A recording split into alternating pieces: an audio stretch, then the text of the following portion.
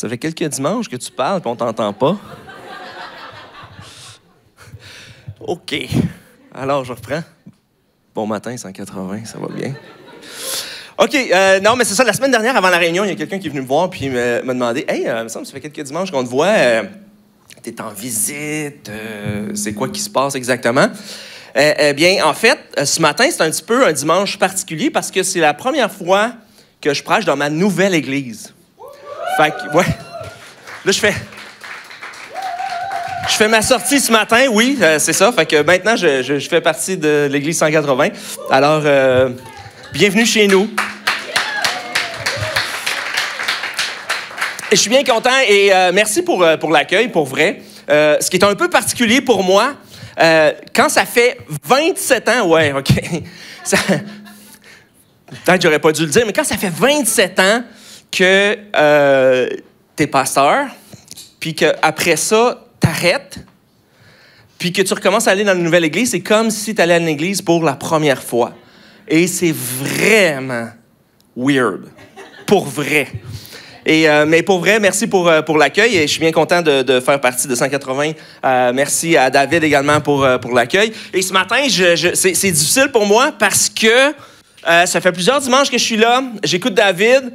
Puis là, je constate qu'il est meilleur que ce que je pensais qu'il était. Fait que je fais comme, oh my, wow. Ça va être du stock, là pour vrai. Je fais comme, wow, OK. Puis là, on va se le dire, il est meilleur que moi. Fait que, OK. Fait que ce matin, on poursuit la série Promesses.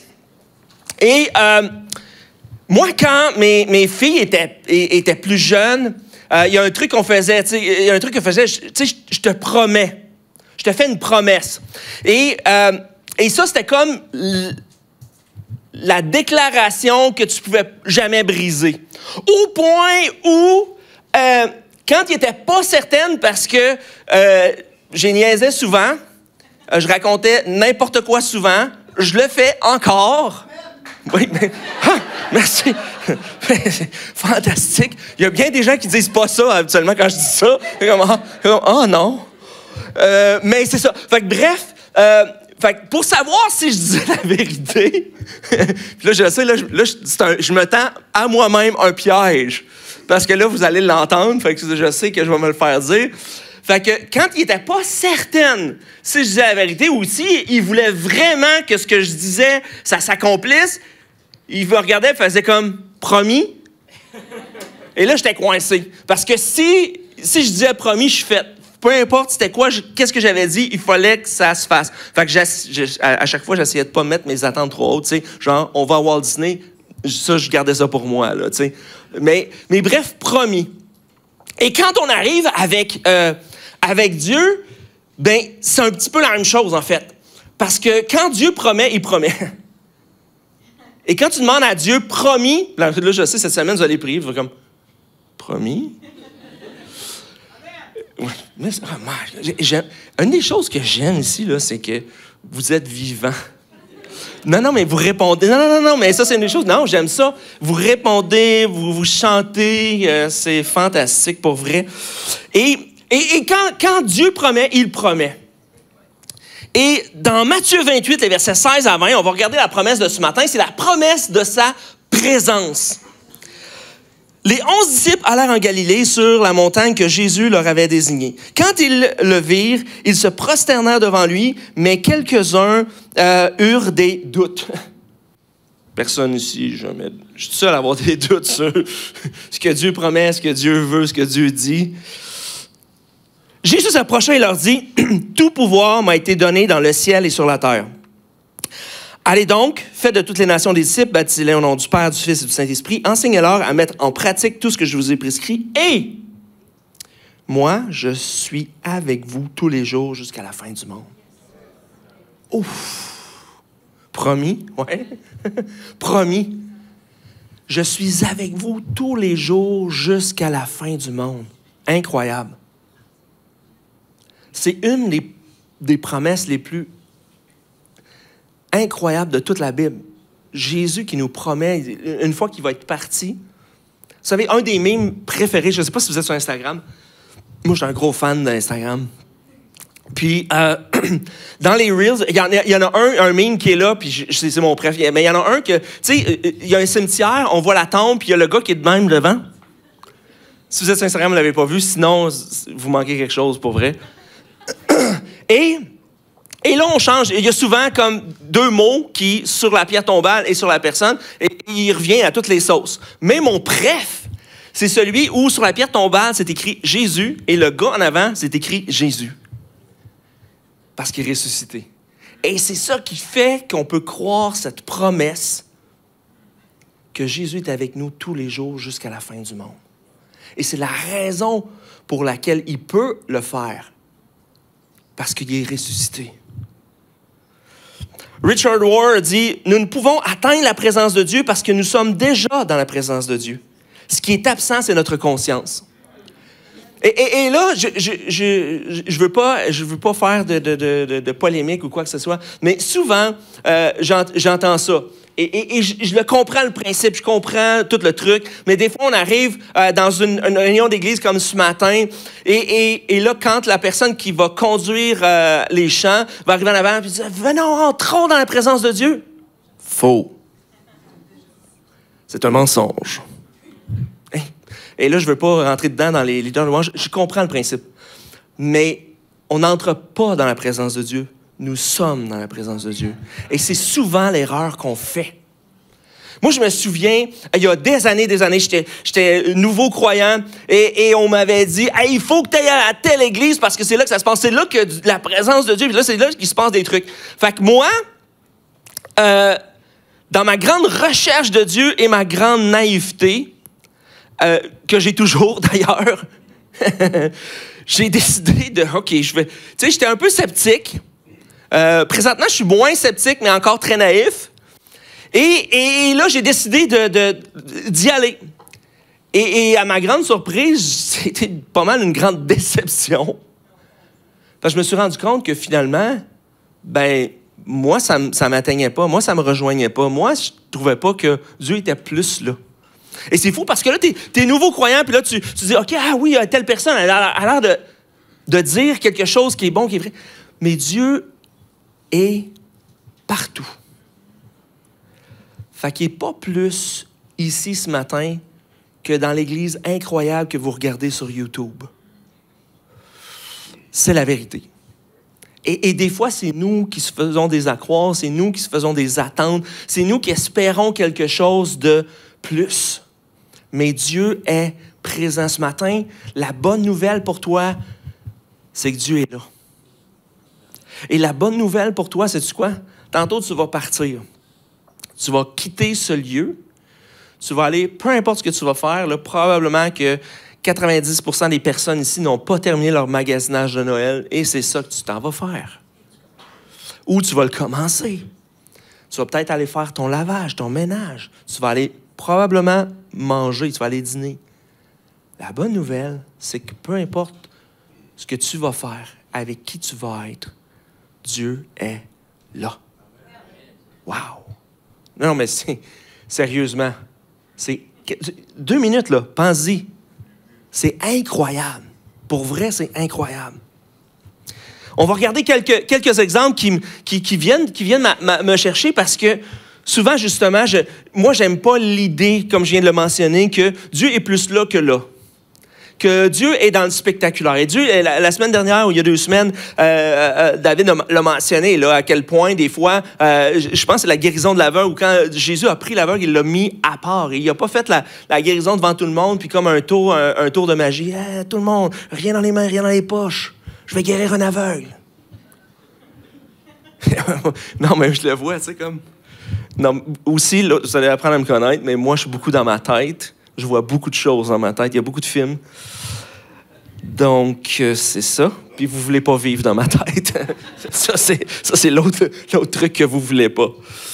Dans Exode 3, les versets 1 à 5, ça dit « Moïse était devenu berger du troupeau de son beau-père Jéthro, le prêtre de Madian. Il conduisit le troupeau derrière le désert et vint à la montagne de Dieu à Horeb. L'ange de l'Éternel lui apparut dans une flamme de feu au milieu d'un buisson. Moïse regarda et vit que le buisson était tout en feu sans être consumé. Moïse dit, je veux faire un détour pour voir quelle est cette grande vision et pourquoi le buisson ne brûle pas. L'Éternel vit qu'il faisait un détour pour regarder. Dieu l'appela du milieu du buisson en disant, Moïse, Moïse, il répondit, me voici.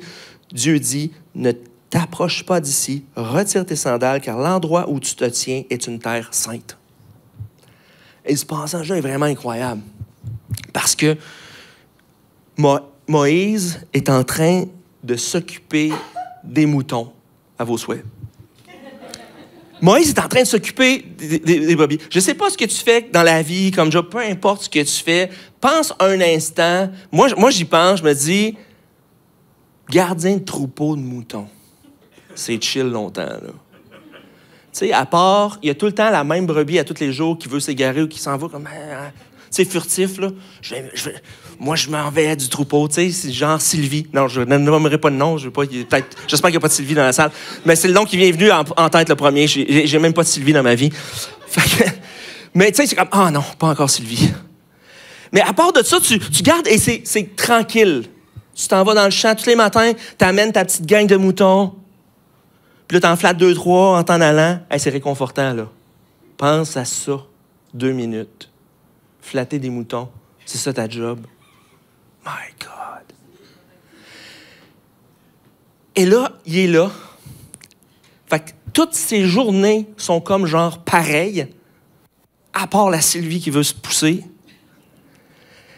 Et là, il prend soin des brebis. Puis là, de temps en temps, il y a un loup qui s'approche, il sort son bâton, fait comme « Tu ne passeras pas. » Et à part de ça, c'est quand même chill. Puis là, mais là, il voit ce buisson-là.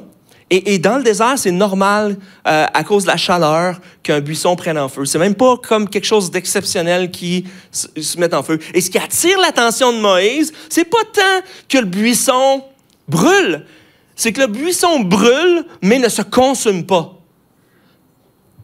Je suis pas très familier avec les déserts, sauf dans ma vie, mais...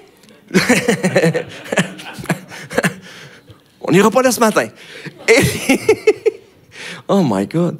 OK. Il y a beaucoup de choses dans ma tête. Et là, et ce qui attire son attention, c'est que probablement que, j'imagine que si un buisson prend en feu, c'est pas mal quasiment instantané qu'il se consume, puis ça devient des cendres.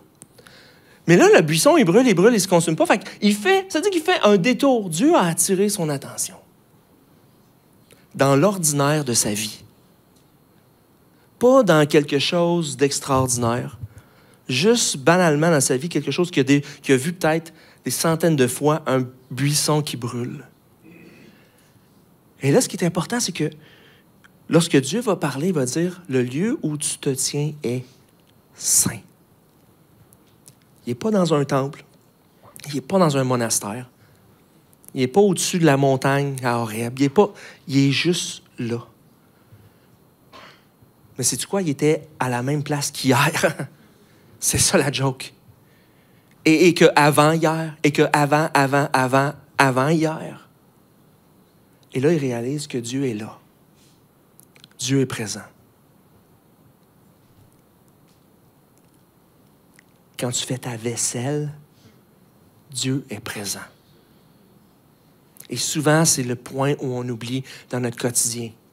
Parce que souvent, ce matin, tu as l'attente. Tu avais l'attente tu t'en vas dans une réunion d'église. Fait que ton attente, c'est qu'on va chanter des chants, on va louer Dieu, on va entendre un message, on va espérer que le gars est quand même pas pire. Et qu'à travers tout ce qui va se passer, ton attente, en tout cas, moi, c'est mon attente. À chaque dimanche, quand je m'en vais dans une réunion, j'espère que Dieu va me parler. J'espère que Dieu va me toucher à quelque part. Mais on oublie que Dieu est ici, mais il va être là tantôt aussi. Et là, on retourne dans notre quotidien, et souvent, on est déçu de notre quotidien, pour vrai. Peu importe c'est quoi ton quotidien, des fois, tu fais comme... Et il y a plein d'affaires qui vont se passer. Tu as des déceptions, tu as des joies, mais tu arrives à ce moment-là, la dernière chose, sois honnête, la dernière chose que tu penses, c'est au fait que Dieu est là. Et ce n'est pas un reproche. Je suis le premier à l'oublier. Mais on oublie que Dieu est là. peu importe ce que tu vis ce matin, Dieu est là. Binou, Samuel est ici, c'est pas le frère de Toupi et Binou. Non, il y en a des drôles, mais il y en a qui sont comme, c'est moyen, là. Puis c'est correct, je l'assume totalement. Lorsque nous doutons de sa présence, Dieu est là travaillant comme un agent secret. J'aime ça, undercover. Dieu est là et il travaille même quand on ne le sent pas, lorsqu'on ne le voit pas. Dans 1 Roi 19, les versets 11 à 13, j'aime vraiment ce passage-là. C'est Élie qui est dans le rocher, Élie qui vient de justement de faire... Écoute, le gars, il vient de prier et le feu du ciel est descendu sur un autel pour consumer des animaux. C'est quand la dernière fois que ça t'est arrivé? Pour vrai. Et il a prié ça, et là, tout le monde a fait comme « Wow! OK, Dieu est avec lui. » Et là, il y a Jézabel qui arrive et elle dit « Hey, toi, là, si tu ne quittes pas cette ville-là, je vais te faire la peau. » Et le gars, il fuit, il tombe en dépression, il se retrouve tout seul, et là, il fait comme « Hey, je veux mourir. » Et là, on va tout skipper ce bout-là, mais pour arriver à ce moment-là où il s'en va, Dieu dit « Va dans le creux du rocher. » Ça dit, l'Éternel dit, « Sors et tiens-toi sur la montagne devant l'Éternel, et l'Éternel va passer. » Devant l'Éternel, il y eut un vent fort et violent qui déchirait les montagnes. Écoute, faut-tu qu'ils vendent? Non, mais un vent qui déchire les montagnes, c'est ça. Et brisait les rochers. L'Éternel n'était pas dans le vent. Après le vent, il y eut un tremblement de terre. L'Éternel n'était pas dans le tremblement de terre. Après le tremblement de terre, il y eut un feu. L'Éternel n'était pas dans le feu. Après le feu, il y eut un murmure doux et léger. Quand il l'entendit, Élie s'enveloppa le visage de son manteau, sortit et se tint à l'entrée de la grotte. Et voici qu'une voix lui fit entendre ces paroles. « Que fais-tu ici, Élie? » C'est assez incroyable. Écoute, un vent fort qui brise les rochers, qui déchire les rochers, un tremblement de terre, un feu, tout ça en l'espace de 15 minutes. Et Dieu n'était pas là-dedans. Si on est honnête, souvent, quand on pense à la présence de Dieu, quand on pense que Dieu va se manifester à nous, c'est à ça qu'on pense. Il va y avoir quelque chose d'incroyable. La peinture va arracher les murs et les notes de musique, on ne sait pas trop pourquoi elles sont là, mais... On ne s'attardera pas sur les notes de musique, mais ils vont décoller, tout va décoller, les chaises vont dévisser. Et là, Dieu va être là. Et souvent, quand on cherche la présence de Dieu, c'est à ça qu'on pense.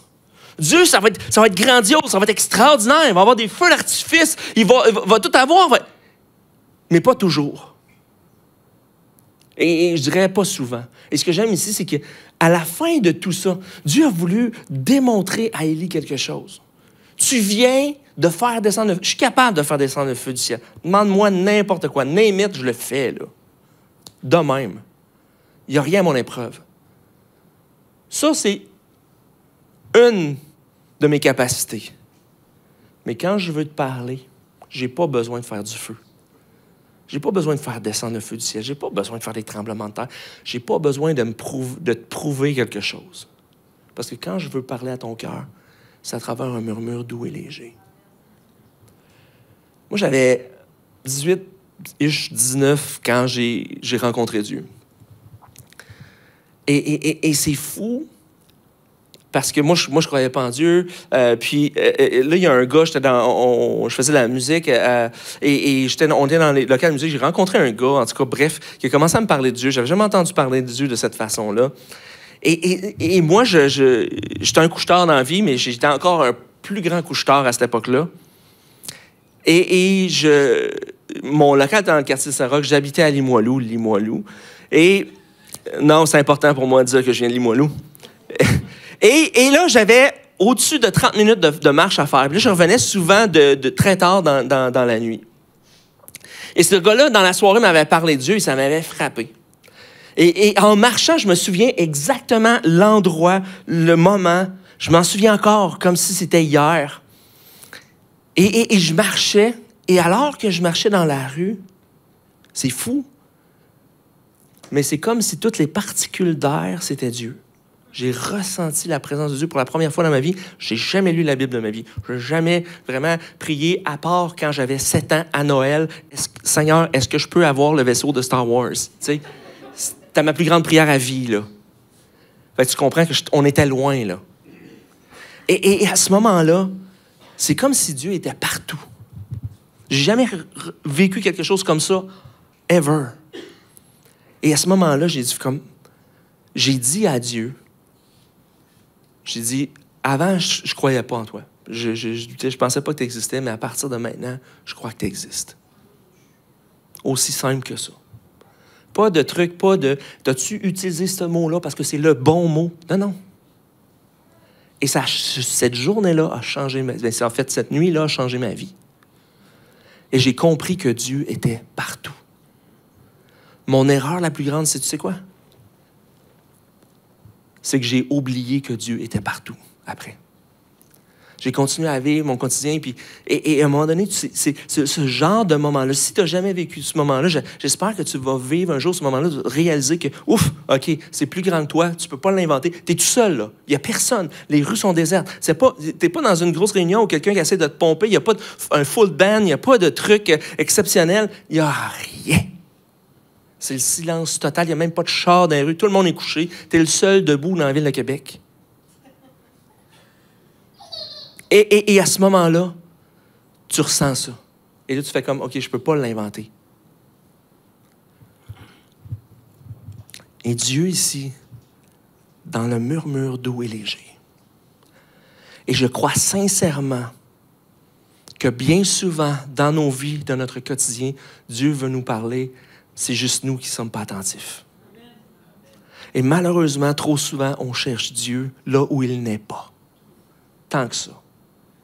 Parce qu'il est partout. Okay. Faut pas que je me fasse prendre, là. Je crois souvent que Dieu veut attirer notre attention à travers l'ordinaire. Et dans les dernières années, c'est ce que j'ai découvert. Dieu m'a attiré mon attention dans des endroits que je ne pensais même pas. Dieu a parlé à travers des personnes qui n'étaient même pas des croyants. Et ces gens-là ne savaient même pas qu'ils étaient en train de répondre à une prière. C'est fou, là. C'est complètement fou. Et on dirait que Dieu m'a appris, dit, non, non, non. Tout ce que tu penses, tous tes concepts, je vais tous les briser. Parce que c'est pas toi qui mène. C'est moi le Dieu de l'univers. C'est fou, là. Nous sommes continuellement enveloppés par le bruit. Nous avons souvent un profond malaise avec le silence. On est honnête. Et encore une fois, et ce matin, je suis content, tous les dimanches, de venir, de pouvoir bénéficier de vous avez des musiciens extraordinaires, des gens qui ont un cœur pour Dieu. J'ai des bons moments de louange. Mais des fois, on pense que c'est le seul moment où Dieu peut nous parler, où on est dans la présence de Dieu. Et après ça, on retourne dans notre quotidien, et notre quotidien est rempli de bruit. Et quand il n'y a pas de bruit, qu'est-ce qu'on fait? On en met. Pour vrai. Moi, je suis le premier. Je rentre dans ma voiture, la première chose que je fais, je mets de la musique. Ça prend de la musique dans ma vie. Et un des critères, moi, je ne suis pas un gars de char, mais le premier critère pour moi, qui était au-dessus de « Ouais, ça, c'est un V6, 48 chevaux. » Je m'en fous. Le système de son, mettons, ça sonne dessus. Moi, c'est ça, mon critère de base pour un char. Et j'ai besoin de musique. J'aime ça, mais j'ai appris à aimer le silence. Et j'ai découvert que c'est à travers le silence des dernières années que Dieu m'a le plus parlé. C'est là où je pensais qu'il était le moins, qui était le plus. C'est là où je pensais qu'il ne parlait pas, que finalement, oups, je vais te dire la plus grande vérité, je vais te rentrer dedans, mon chum. Tu ne croiras pas à ça. Dans Genèse 28, les versets 10 à 16, Jacob partit à Beersheba et prit la direction de Charan. Arrivé à un certain endroit, il passa la nuit car le soleil était couché. Il prit une pierre dont il fit son oreiller. Je sais pas c'est quoi ton oreiller, mais quand tu es rendu à prendre une pierre, là, wow! Le lendemain matin, je dis « Hey, Jacob, pourquoi t'es de même? » D'après toi, regarde mon oreiller. Et il se coucha à cet endroit. Fin. Il fit un rêve. Une échelle était appuyée sur la terre. et son sommet touchait le ciel. Des anges de Dieu montaient et descendaient par cette échelle. L'Éternel se tenait au-dessus d'elle et il dit, « Je suis l'Éternel, le Dieu de ton grand-père Abraham, le Dieu d'Isaac. La terre sur laquelle tu es couché, je te la donnerai, à toi et à ta descendance. Ta descendance sera pareille à la poussière de la terre. Tu t'étendras à l'ouest et à l'est, au nord, au sud, et toutes les familles de la terre seront bénies en toi. » C'est comme de la promesse ici, là. « Et à ta descendance, je suis moi-même avec toi, et je te garderai partout où tu iras. Et je te ramènerai dans ce pays, car je ne t'abandonnerai pas tant que je n'aurai pas accompli ce que je te dis. » C'est du gros stock, là. Mais moi, je vais attirer votre attention sur le verset 16. Jacob se réveilla et se dit, « C'est certain, l'Éternel est dans cet endroit et moi, je ne le savais pas. » Wow! C'est certain, l'Éternel est dans cet endroit, mais moi, je me suis couché hier sur mon oreiller de roche. Puis j'avais juste hâte de sacrer mon camp d'ici, de poursuivre ma route. Je ne sais pas trop ce que je fais. Je ne sais pas trop où je m'en vais. Mais ce que j'avais manqué, c'est que pendant tout ce temps-là, Dieu était avec moi. Dieu était ici. Et encore une fois, peut-être que peu importe ce que tu vis en ce moment, peu importe ce que tu vas expérimenter cette semaine, peu importe que tu sois entouré de gens, peu importe que tu te sentes excessivement seul présentement, sache que tu n'es jamais seul. Parce que Dieu est avec toi. Et je vais te dire quelque chose, une des choses que j'ai réalisées, c'est que dans les moments de ma vie, dans les dernières années, là où je me sentais le plus seul, là où j'avais l'impression que Dieu avait quitté la place, que je ne sentais pas sa présence, que je priais et j'avais l'impression qu'il n'y a rien qui se passait, je me suis rendu compte par la suite que c'est dans ces moments-là où Dieu était le plus près de moi. Et que Dieu était en train d'agir au-delà de ce que je pensais. À ce moment-là. Et peut-être ce matin, tu questionnes ta vie à savoir, est-ce que je vais continuer de suivre Dieu? Parce que tu ne le sens pas. Parce que les promesses qu'il t'a dit il y a 20 ans ne s'accomplissent pas. Parce que tes prières que ça fait 6 mois que tu pries, n'y arrivent pas. Et là, aujourd'hui, tu dis peut-être que ça ne vaut pas la peine de continuer. C'est un choix. Si tu veux, je vais te donner mon opinion, je trouve que ce n'est pas une bonne décision. Le peu qui te reste, laisse-le accrocher à Dieu. Le peu de confiance qui te reste, laisse-le à Dieu. Parce que Dieu est là, Dieu t'entend, Dieu voit et Dieu va faire quelque chose. Peut-être pas exactement ce que tu veux. Parce que des fois, Dieu, il prend un malin plaisir à faire comme... Je sais ce que tu as besoin, voici ce que tu demandes. Ce n'est pas ce que tu vas avoir. Tu vas avoir d'autres choses. Puis tu vas comprendre pourquoi après, que ce que tu demandais, ce n'était pas la bonne chose. Tu pensais que c'était ça pour toi, mais ce n'était pas tant ça pour toi. Mais de réaliser dans notre quotidien qu'on puisse se rappeler, chacun d'entre nous, que Dieu, je ne le savais pas, mais Dieu était là. Je ne le savais pas, mais Dieu était là. Quelquefois, nous manquons sa présence parce que nous la cherchons ailleurs. Et c'est ça le problème. Et quand on ne ressent pas Dieu, le réflexe, c'est de dire, OK, moi, je vais le trouver. Ou le réflexe, c'est quand on ne sent pas la présence de Dieu ou quand on n'a pas la réponse à notre prière, qu'est-ce qu'on fait? On a toujours les moyens d'accomplir, pareil, par nos propres forces, pas vrai? Non, mais souvent, là, moi, il y a bien des prières que ça fait 3 ans que je fais, qui ne sont toujours pas arrivées, et je pourrais les faire arriver pas mal de même. Puis je fais comme, c'est un choix, mais je pense que ce n'est pas le bon choix. Et j'ai le goût présentement dans ma vie, des choses, j'ai le goût de voir que Dieu était plus présent que je pensais dans les moments où je pensais qu'il n'était pas présent. Que Dieu m'avait entendu à des moments où je pensais qu'il ne m'entendait pas. Et de réaliser que Dieu fait quelque chose présentement dans ma vie, je fais comme « wow ». Il n'y a personne d'autre qui pouvait savoir. C'est fou, là. Je vais inviter les musiciens à s'approcher.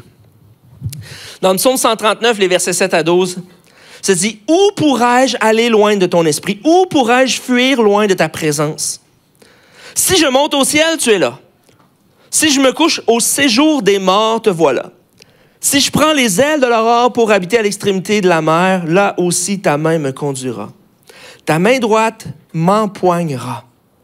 Si je me dis, au moins les ténèbres me couvriront, la nuit devient lumière autour de moi. Même les ténèbres ne sont pas obscures pour toi. La nuit brille comme le jour et les ténèbres comme la lumière. » Le psalmiste ici avait saisi cette dimension-là. Peu importe où je vais, t'es là. Et ça devrait changer notre façon de vivre, en fait.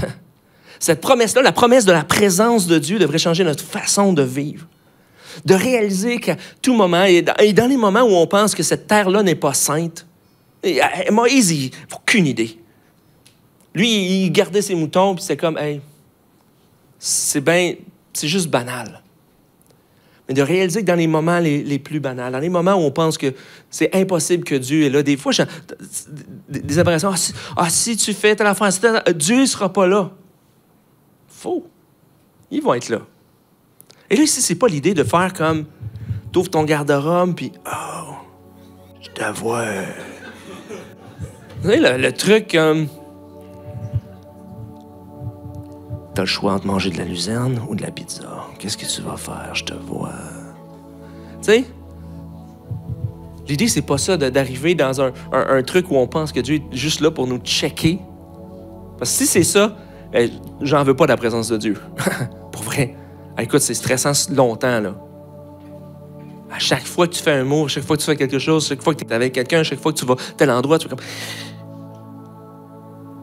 C'est fou, là.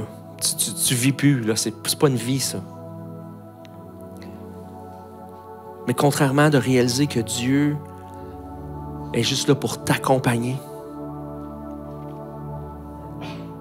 Et que des fois, oui, ça va changer ta façon de vivre, ta façon d'interagir avec les gens, ta façon d'aborder la vie, parce que tu vas réaliser que Dieu est là tout le temps. Dieu est là quand tu dors. Dieu est là quand tu dors. Et non seulement il est là quand tu dors, mais sais-tu qu'est-ce qu'il fait pendant que tu dors? Lui ne dort pas. Et pendant que tu dors, lui, il travaille pour toi. Et des fois, on se couche peut-être dans l'anxiété. Parce qu'on vit du stress, on vit des situations difficiles. Puis là, on se couche, puis on fait comme « Ah, mais j'ai de la misère à dormir » ou tu te réveilles, tu fais de l'insomnie, whatever. La bonne nouvelle, c'est que tu peux t'endormir tranquillement. Parce que pendant que tu dors, Dieu dit « Repose-toi, je veille sur toi. Repose-toi, moi je travaille pour toi. » Et il y a des choses que je vais faire dans ta vie pendant que tu dors. Pourquoi? Juste pour être certain que tu n'essayes pas de les faire toi-même. Puis que tu te prennes tout le crédit.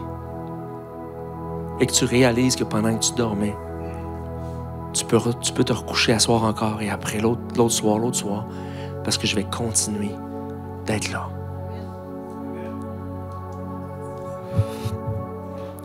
Et si c'était Dieu derrière ça?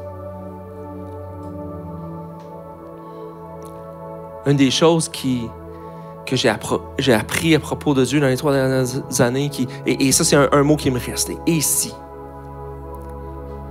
C'est facile de dire, non, c'est certain, Dieu n'est pas là. Non, Dieu ne fera pas ça. Non, Dieu n'est pas là. Non. Et on a notre façon de penser de comment Dieu agit. Et pourquoi Dieu le fait. Et si c'est ça, oui, c'est Dieu, mais si c'est ça, c'est pas Dieu. Hein, on est bon là-dedans. On est tous bons. Et si tu n'es pas rendu là dans ta vie, ça veut juste dire que ça fait pas longtemps que tu connais Dieu et que tu vas à l'église. Tu vas finir par le faire. C'est un mauvais pli, je t'avertis. Et moi, j'ai décidé, je me suis rendu compte que j'ai changé ma formulation, j'ai changé ma façon de voir. Et au lieu de dire « Ah non, pas ça. Ah non, je ne parlerai pas à telle personne. Ah non, je n'irai pas à telle... Ah non. » Je fais comme « Et si c'était Dieu qui avait planifié ça? Et je me suis rendu compte que bien souvent, il faut que je me ferme. Parce que je réalise que Dieu fait des choses, puis il se plaît à faire des trucs et à planifier des situations, des rencontres, des gens qui viennent parler dans ma vie et c'était pas planifié. J'aurais pas mis ça à l'agenda. J'aurais pas été là. J'aurais pas fait ça. Et là, je réalise que Dieu est partout. Et si c'était Dieu? Et si sa promesse allait s'accomplir, pas de la façon dont tu le penses, pour ta vie? C.S. Lewis a dit, la présence de Dieu n'est pas la même chose que de ressentir la présence de Dieu. Et il peut être en train de faire plus pour nous que lorsque nous pensons qu'il fait le moins.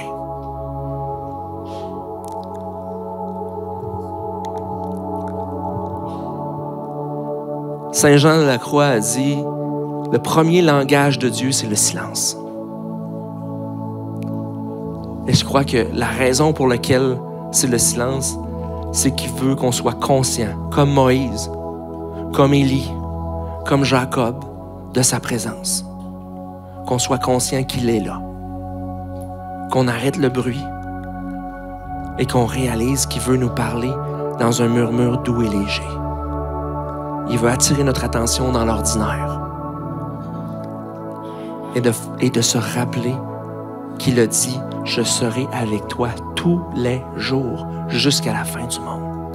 Je ne t'abandonne pas, je ne te laisse pas. » Passons nos têtes quelques instants, fermons nos yeux.